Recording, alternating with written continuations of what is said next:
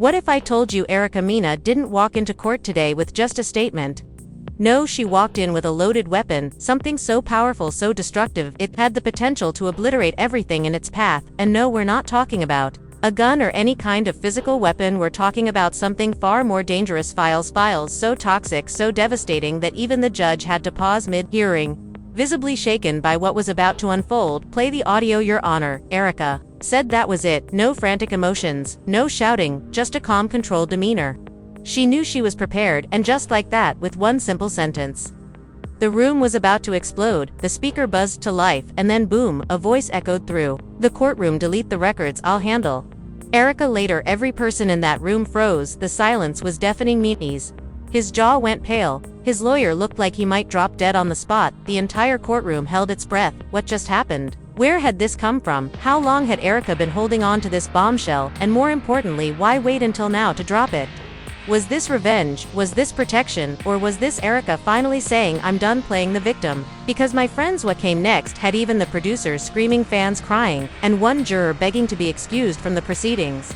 You think you've heard the full story? You haven't heard anything yet. Stay with me, because if these leaked files are real, then Mendeecees is not just guilty, he's finished. His entire empire is about to come crashing down. The courtroom packed, every seat filled, every camera rolling in absolute silence, and the eyes of the world were on one woman, Erica Mena. Dressed in black, she looked like someone who had come to bury something, or someone, her gaze cold, her posture steady, but in her hands was a folder so thick it could have been mistaken for a miniature coffin, and in that folder Mendeecees' entire career. Ms. Mena, do you have something to submit into evidence? The judge asked, breaking the silence. Her lawyer stood confidently. Yes, Your Honor, we are submitting sealed documents, previously protected under NDA, including audio files, text logs, and video snippets relevant to the paternity dispute and financial concealment. Boom. The atmosphere shifted. People leaned forward in their seats, eager to know what was coming.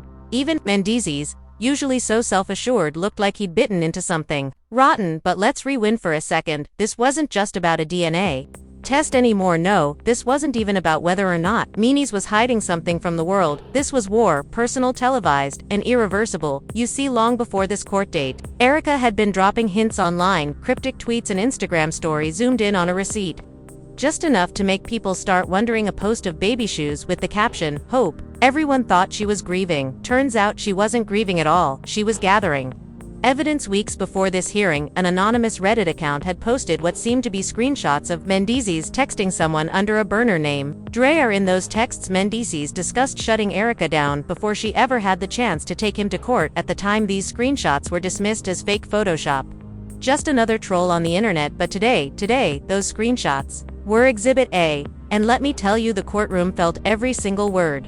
Erica leaned forward, the judge giving the green light to unseal a portion of the evidence. Her lawyer tapped the play button on a small device.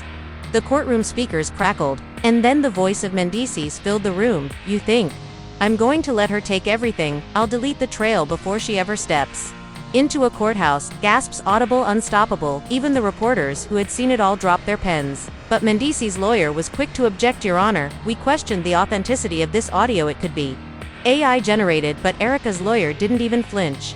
We had it forensically verified, time-stamped, GPS tagged, and the voice was authenticated by an independent lab. 3 weeks ago. This wasn't just a courtroom anymore. No, this was a crime scene, and Erica, she was the one holding the weapon, her voice, her receipts, her impeccable timing. Then came the texts. They appeared on the screen so large you could see every single punctuation mark. Conversations between Mendeecees and someone labeled only as C, believed to be a former assistant. They discussed moving money out of joint accounts, hiring a ghostwriter for legal responses, and how to spin it all before Mona Scott Young, yes, the Mona Scott Young, the executive producer of Love and Hip Hop, found out. Let that sink in. This wasn't just a personal issue anymore. This was a network liability. The stakes were bigger than Mendeecees could have ever imagined. The audience outside the courtroom, chaotic fans, bloggers, conspiracy theorists, they were all losing their minds. Twitter on fire, Reddit melting down, Instagram live full of blurry screenshots, exclusive reactions, and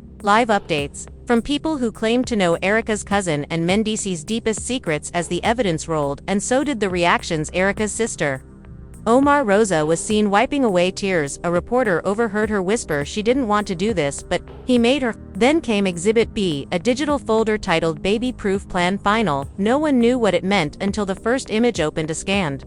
Contract, a confidentiality agreement signed by Erica Mendeecees and a third party whose name had been redacted. The date, 3 weeks before the DNA dispute ever began. The document stated that any test results, custody, negotiations, or settlement talks must remain off the record. Erica had agreed until she found out that Mendeecees had allegedly faked the original DNA paperwork. Yes, you heard that right, Mendeecees had allegedly faked paternity test results. The court was shown a side-by-side comparison of 2 DNA reports, both with the same child's name but different fathers listed. According to Eric's legal team, the report she received had been altered. Her team had obtained the original lab results directly from the source, using a sealed subpoena 2 weeks earlier, and guess what? The father's name was listed as Mendeecees on both reports, but in the version sent to Erica, his name had been changed to inconclusive. Now the questions hit like a tidal wave. Who changed it? Why, and how deep does this go? In the back row, a woman stood up and left tears streaming down her face. She was later confirmed to be Mendeecees' cousin. When asked by the press outside, she simply said, "He's been lying to all of us." Inside the courtroom, Erica remained calm, but her hands trembled ever so slightly when she said, under oath, "I wasn't trying to ruin him, I was trying to protect my son from lies." The judge called a recess, but not before issuing a stern warning. This court will not tolerate tampering, threats, or any interference with evidence. And with that, silence fell. Erica stepped out briefly, surrounded by legal aides. Mendeecees. He stayed inside, head down, talking to his lawyer in whispers, but then something unexpected happened. As the courtroom settled in for the recess, the air was thick with tension. The silence was broken only by the whispers of legal aides scurrying between tables. But the real drama was unfolding outside those walls. The media had already begun its frenzy, every outlet scrambling to catch up with the bombshells that had just been dropped. Fans flooded social media with mixed emotions. Some stood by Erica, praising her strength for exposing the truth, while others turned against Mendeecees, claiming he'd been playing the world all along. Social media, once a place for trivial memes and cat videos, had now become a battlefield for a war far more important than anyone had anticipated. The hashtags were born almost immediately. Truth revealed, Mendeecees is exposed, and Erica wins. But inside the courtroom, the stakes were even higher. When the recess ended, the door swung open, and Erica re-entered holding her phone. She whispered something to her lawyer, and the tension in the room shot up to a new level. It was clear that the next piece of evidence wasn't just more audio or text. It was something big. Everyone could feel it. The air seemed to thicken as Erica sat back down, her fingers tracing the folder before her. Judge looked up, his tired eyes scanning the room. "Are we ready to proceed?" Erica's lawyer stood, his tone calm but filled with authority. "Yes, Your Honor, we have something new." The courtroom held its breath. The tension was unbearable. The weight of the silence seemed to make every heart beat louder. Even the judge, normally composed, showed a flicker of curiosity in his expression. "What is it?" Erica's lawyer moved forward, taking a small black USB stick and placing it carefully on the evidence table. The room seemed to tighten around the device, as if the very air was holding its breath. The judge's gaze sharpened. "What's this?" "This is surveillance footage obtained from a private source that directly contradicts the defendant's previous alibi," Erica's lawyer replied, his voice unwavering. Mendeecees' lawyer shot to his feet, eyes wide. A flurry of words caught in his throat. The defense lawyer had been expecting evidence, but not something like this. This could be tampered with. "We didn't have access to this footage." But Erica's attorney simply shook his head, his face hardening. "It's real, Your Honor. We had it forensically verified, time-stamped, GPS tagged, and authenticated by an independent lab 3 weeks ago."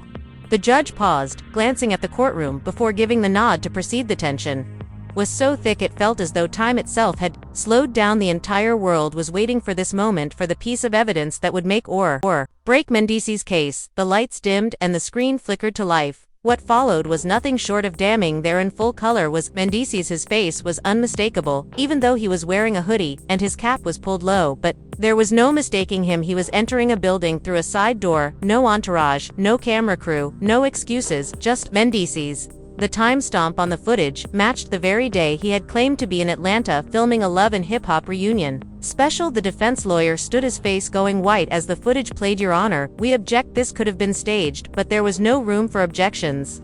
Now the court had already seen the footage, and Mendeecees' alibi was in tatters. The defense's weak argument could no longer hold. Water. The poor judge's eyes were sharp and his voice quiet, but there was an unshakable finality in his tone. Let's take a 5-minute break, he said, his gaze never leaving Mendeecees. Both sides will prepare for the next arguments. The courtroom erupted in whispers. A gasp of disbelief rippled through the crowd as the lights flickered back on Mendeecees' attorney, flustered and red-faced, moved quickly to his client's side. His efforts were futile. The footage spoke for itself. The audience, composed of reporters, fans and members of the public, had witnessed the unraveling of a carefully crafted defense. Mendeecees reached for a bottle of water, but his hand missed, his fingers trembled, and he let the bottle fall. His gaze vacant. He was a man who had been exposed, standing in front of the very world he had worked so hard to manipulate. His mother, seated behind him, clutched Harrisari tightly, her lips moving in silent prayer. Outside the courthouse, the chaos intensified. The media had already latched on to the shocking footage, and the internet was ablaze with theories. Fans were dissecting every frame, every detail, speculating on how much more Mendeecees had been hiding. The pressure was mounting. People were no longer just fans, they had become part of the drama. They were divided, polarized between Erica's side and Mendeecees supporters. Erica's team, ever vigilant, was quick to respond. They released a statement that was concise, clear, and powerful. Erica came to court seeking peace, not chaos. She only brought forward evidence. After repeated silence and obstruction, this is about truth for her and for her child. The message was calculated, strategic, and it painted Erica as the victim in all of this. A mother seeking the truth, a woman who had been wronged but was now standing tall for her son. But the biggest twist was still to come, the kind of twist that would ensure no one left that courtroom unchanged. When the court resumed, Mendeecees had finally decided to speak for the first time. His lawyer stood and addressed the room with an air of calm that seemed to crack with every word. Your Honor, before we continue, I have a statement to make. Mendeecees rose from his seat, his shoulders squared, his expression firm, his body language screamed confidence, but there was a tremor in his voice that betrayed his true feelings. The footage presented today does not prove what Ms. Mina claims. I was at that lab, yes, but I was picking up a court document, not altering anything. I would never lie about my paternity or my obligations as a father. He paused, glancing over at Erica. I asked the court to consider the context. My heart was in the right place. Everything I did for my family, for my son. His voice cracked on the last words. A collective hush fell over the courtroom. The defense's argument was weak, but Mendeecees wasn't done. He had come prepared with another ace in the hole from his lawyer's bag. A second USB stick was produced. The defense lawyer inserted the device into the courtroom's computer and pressed play, but this time nothing. The screen flickered, and then an error message appeared. The file was corrupted. The silence that followed was thick with disbelief. The audience stared at the screen, waiting for something, anything to happen, but the footage remained inaccessible. Mendeecees' last hope had been dashed in an instant. The defense lawyer, flustered and unsure of what to do next, stammered, "It's just a technical issue, Your Honor, nothing more." The damage had been done. The courtroom smelled something foul, and it wasn't just the corrupted file. The audience knew something was off. A sense of foul play hung in the air. Erica's lawyer stood calm and composed. Your Honor, if the defense's own files are unreliable, we rely solely on our verified audio, texts, and video presented. Earlier, it was a mic drop moment. Erica's lawyer didn't need to say another word. The evidence was clear. Mendeecees' defense was crumbling, and he had nothing left to protect him. But the final blow, it came when the prosecution introduced their next witness, a digital forensics expert. The man was brief, precise, and armed with a chart of metadata and timestamps that clearly showed how every file Erica's team submitted bore consistent signatures, while the defense's files had mismatched code indicating they'd been altered post-production. The jury exchanged looks of concern. The weight of the testimony sank in. This wasn't just a case of a paternity dispute anymore. This was fraud, a deliberate attempt to manipulate the truth. Then came the emotional testimony of a mutual friend.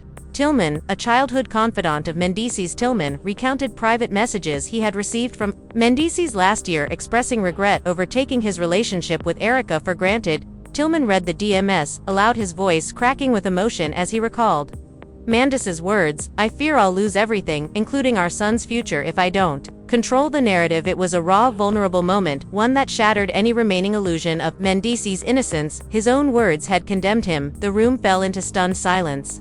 The weight of that testimony lingered in there like a thick fog. Even the jury seemed to struggle with what they just heard. The truth was coming out in full force now, and there was no hiding from it. The judge waved the jury away for deliberations, but it was clear this wasn't just about paternity anymore. This was about deception, manipulation, and betrayal, and the lies that had been carefully constructed over time. were unraveling, piece by piece, when the jury returned. The judge spoke firmly, his voice carrying an air of finality. "I find credible indication of tampering with evidence. A formal contempt hearing will follow." Mendeecees' face drained of color. His entire defense had crumbled under the weight of the truth, but the judge wasn't finished on the subject of paternity and co-parenting. He said, "The court orders immediate voluntary DNA testing to occur under my supervision. Any attempts to delay without medical necessity will be deemed contempt." Erica let out a slow, relieved breath. She had won, at least for now, as the court was adjourned. Erica stood, head held high. She flanked her lawyer, and her sister Omar Rosa whispered, "You did it," as they passed the media wall. Meanwhile, Mendeecees sat motionless, the weight of the court's ruling pressing down on him. His lawyer whispered urgently, "We need a statement tonight," but outside the public had already spoken. The damage was done. And no matter how Mendeecees tried to spin it, the truth had come out.